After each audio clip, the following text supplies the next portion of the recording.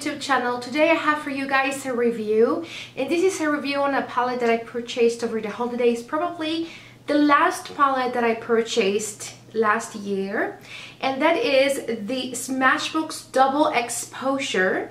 And I know this is a new palette and it was launched by the end of the year. I have the normal regular one, the one that they first came up with. And when I saw it, it really caught my attention, the colors, and I loved the first one. The quality of Smashbox is always very, very good. So I decided to go for it. Let me show you it. This is the box. You guys know I saved the boxes. Yay. This box comes with a also full exposure travel size sample mascara and a brush. So this is the sample, and quite honestly I never get to use those. I don't know why. I have a full, let me show you, because you probably have never seen this, but this is all mascaras, and I usually use just one or two, and the rest I really need to go through them and see which ones I need to just get rid of because they're either too old, dry, or whatever. But anyway, I never get to use those. So it's also nice for them. I know they make this so you can try their mascara, but unless it's a very, very good quality, I almost never end up buying the full size. Then the palette looks like this. Let me do a close-up so you can actually see the palette. Hopefully, camera. So this is how it looks like. It's a very nice carton board construction. Interesting is that it has a scan or go to Smashbox on how to get looks. So they have a scan so you can go and check for more looks. One thing that I would get into detail, I don't know if I'm mistaken or not, but I think they have the names of the eyeshadows wrong, and I think so. Let me show you the palette. So this palette is very similar to the full exposure, the first one they came up with. They have attached this little sheet that I will definitely end up just losing, and no names on the palette again. I don't know why it's so hard for people to understand. This gets lost. But anyway, this is the palette. So you see the colors are really, really nice. Now, one thing that you guys have noticed is that I have already used this palette. Actually, the look that I have today is done with this palette. So I'll also link the video. It comes with a brush, a double-ended brush with a shader brush and an angle small brush. I never get to use those. All those Smashbox brushes are quite good. I've never really found one that I believe was worth having for daily use. I always keep them in their palettes. Now, they have included this thing, and I want to talk about this 1 minute so you guys can bear with me. It says Smashbox Double Exposure. See how each shadow transforms when wet. Just dampen the brush.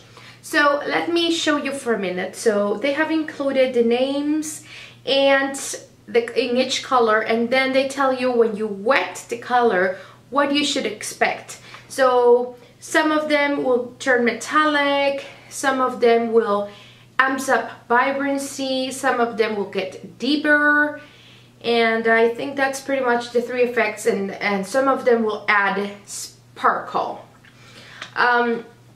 when you use water on them. So this is quite nice just to know what to expect when you wet them, so you don't have to test them to see what it does. I have actually tested the blue one, and it's an amazing, amazing eyeshadow. I use it for lining purposes, and it turns into a liquid liner, perfect consistency. So I do believe that the quality of the eyeshadows are great. Although it has a little bit of fallout, and you guys know I don't really complain about fallout that much, but this particular ones, I found a little bit of fallout, more than I actually expected. And then I also found that the color names in the sheet are misleading to the actual colors in the palette. Or maybe I am wrong, I don't know. So let's see. Yeah, so maybe it's just me. Let's see. Okay, so this color here, it's called Silver, and this is how it looks like. It actually is a very dark silver color. Hope you can see this.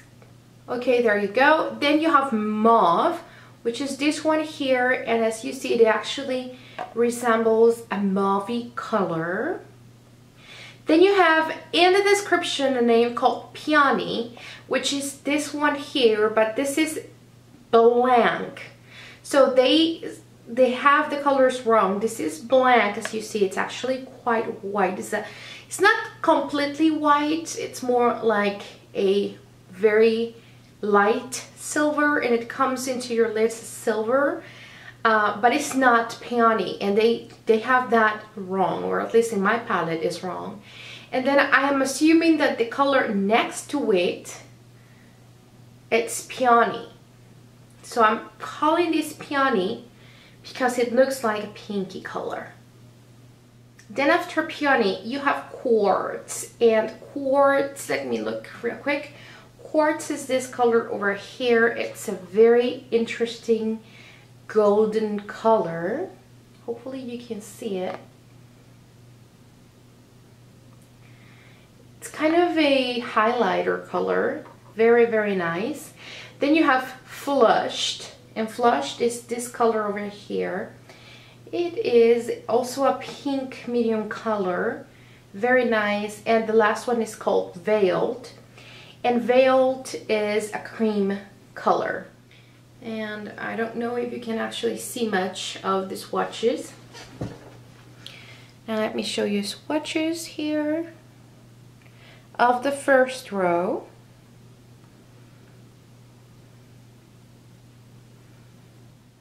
Alright, now to the second row. This is Midnight, and this is the blue that I was talking about. It's an amazing blue, and this is the one that I'm wearing as an eyeliner on my upper and lower lashes. Then you have Fig, which is this purple, dark purple color, an amazing color as well. Then you have Cooper, and Cooper is a great color for a smoky eye, don't you think? It's beautiful, beautiful. And you see the color payoff of every single eyeshadow is consistent, and it's vibrant, and it's silky and buttery, and I love the consistency of those shadows. Then you have Noir, and Noir is basically a black. It's a very black. Here you go. Very similar to Carbon though. Then next to Noir, here you have Haze. And those are your purple browns. This is a brown.